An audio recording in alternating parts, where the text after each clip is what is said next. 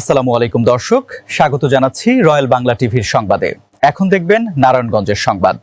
নারায়ণগঞ্জের সোনারগাঁও উপজেলার সাদিপুর ইউনিয়নের ঐতিহ্যবাহী সাদিপুর উচ্চ বিদ্যালয়ের অবকাঠামোগত উন্নয়ন নিয়ে কথা বলেছেন বিদ্যালয়ের ভারপ্রাপ্ত প্রধান শিক্ষক আলহাজ মোহাম্মদ শাহজালাল।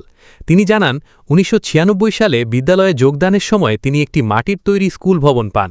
পরবর্তীতে তৎকালীন সংসদ সদস্য রেজাউল করিমের উদ্যোগে বিদ্যালয়ে ২ কক্ষ বিশিষ্ট একটি ভবন নির্মাণ করা হয়। এরপর পর্যায়ক্রমে একটি টিনশেড ভবন, একটি দ্বিতল ভবন এবং একটি ৪তলা ভবন নির্মিত হয়েছে। ভারপ্রাপ্ত প্রধান শিক্ষক আরও বলেন, ১৯৭২ সালে প্রতিষ্ঠিত বিদ্যালয়টি ১৯৮২ সালে এমপিওভুক্ত হয়। বর্তমানে বিদ্যালয়ে প্রায় ৬০০ শিক্ষার্থী অধ্যয়ন করছে। শিক্ষার মানোন্নয়নের পাশাপাশি অবকাঠামোগত উন্নয়নে ভবিষ্যতেও ধারাবাহিকভাবে কাজ করে যাওয়ার প্রত্যাশা ব্যক্ত করেন তিনি। আমি দায়িত্ব গ্রহণ করেছি ৮/৩/২০২৪ ভারপ্রাপ্ত প্রধান শিক্ষক হিসাবে। আমি ৯৬ সালে সহকারী শিক্ষক ইংরেজি হিসাবে এই স্কুলে যোগদান করি। ওই সময় একটা মাটির ঘর ছিল, আমি যেখানে বসে আছি এখানে একটা মাটির ঘর ছিল। এই মাটির ঘরেই আমার পদার্পণ। এটা ১৯৭২ সালে প্রতিষ্ঠিত হয় এবং ১৯৮২ সালে এমপিওভুক্ত হয়। আমি আপনার যোগদান করি ১৯৯৬ সালে, তখন মাটির ভবন ছিল। এই মাটির ভবন থেকে আস্তে আস্তে হাঁটি পা করে এই পর্যন্ত এই স্কুল এসেছে। ২ কক্ষ বিশিষ্ট একটা প্রথম আধা পাকা ঘর হয়েছে। তারপরে বাংলাদেশ সরকার এই ভবনটি যেখানে আছে এই ভবনটি দিয়েছে এবং পর্যায়ক্রমে স্কুল কর্তৃপক্ষ এরপরে পূর্ব দিকে একটা টিনশেড বিল্ডিং দিয়েছে।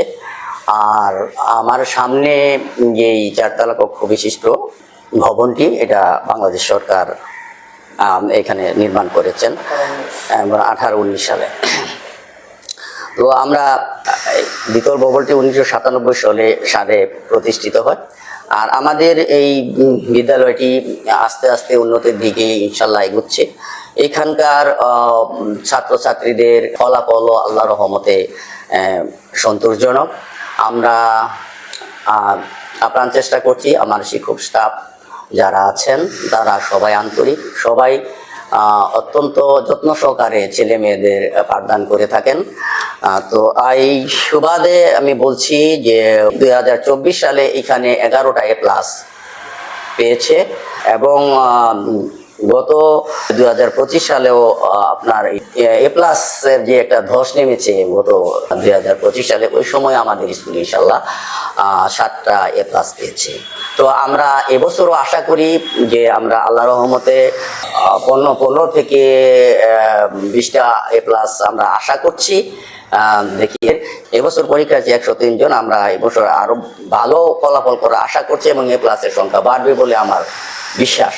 আমার এখানে বর্তমানে শিক্ষক আছেন 17 জন, এর মধ্যে 12 জন এমপিওভুক্ত এবং বাকিরা খণ্ডকালীন। আর শিক্ষার্থী রয়েছে 659 জন। শিক্ষার মান উন্নয়নের জন্য আমরা মাসিক শিক্ষক কাউন্সিল করে থাকি এবং শিক্ষক, অভিভাবক এবং শিক্ষার্থীর সমন্বয়ে শিক্ষার গুণগত মান উন্নয়নে আমরা বিভিন্ন প্রোগ্রাম করে থাকি। যেমন আমরা গত 3 তারিখেও আগস্টের এক বিশাল মত বিনিময় সভা আমরা স্কুলে করেছি। ভবিষ্যতে আমাদের পরিকল্পনা হলো আমরা এই স্কুলকে একটা আদর্শ স্কুলে রূপান্তর করব। আমাদের শিক্ষক, কর্মচারী এবং আশেপাশের গণ্যমান্য ব্যক্তিবর্গ নিয়ে তাদের সহযোগিতায় আমরা স্কুলকে এগিয়ে নিতে চাই।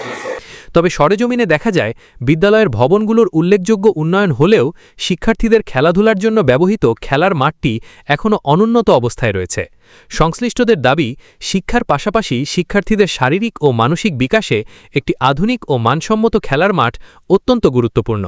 তাই বিদ্যালয়ের সামগ্রিক উন্নয়নের অংশ হিসেবে খেলার মাঠটিরও দ্রুত সংস্কার ও উন্নয়নের দাবি জানিয়েছেন শিক্ষক, শিক্ষার্থী ও অভিভাবকরা।